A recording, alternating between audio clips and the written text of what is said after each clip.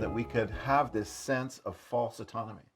So we could have this sense of that we are determining of what's important, that we're in charge, that we don't need spirit, that we can just keep this little idea intact, this self-concept, and nobody can mess with us. You know, that's your realm. And it's individuality and duality, and it's a sense, and it's a false sense of authority.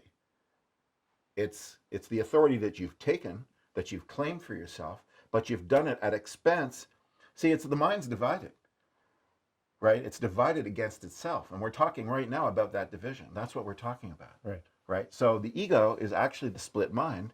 It's part of the split mind, right? And it's the part that denies itself. It denies anything. It denies spirit. You know, it with ego affirms birth and death and everything in between, and it attests to constant change, and it attests to mortality, right? And spirit attests to just the opposite.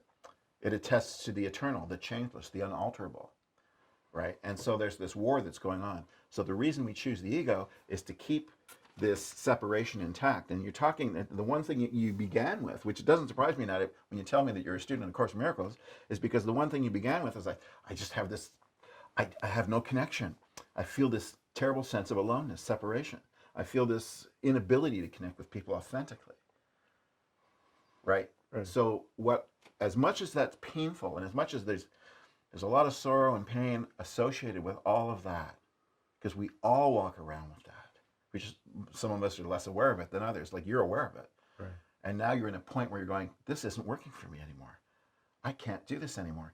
And yet, even though you've decided that that's what you want connection, you want all these things, it's very understandable that you're going to keep clinging to this thing that you think, your perception of how you understand reality.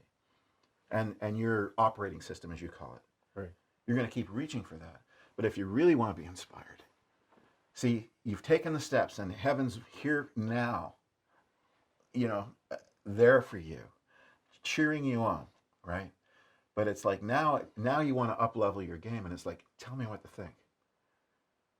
See, this is a greater degree of ownership of the fact that you really don't know. This is a brave, whole new world. You ever read that book, Brave New World? Brave New World. Yeah, well, that's what this is. Yeah. See, in many ways, you have answered the call to that connection that you know is true. See, even though you don't recognize it and you think it's absent, there's a part of you that knows it's true because you're choosing it.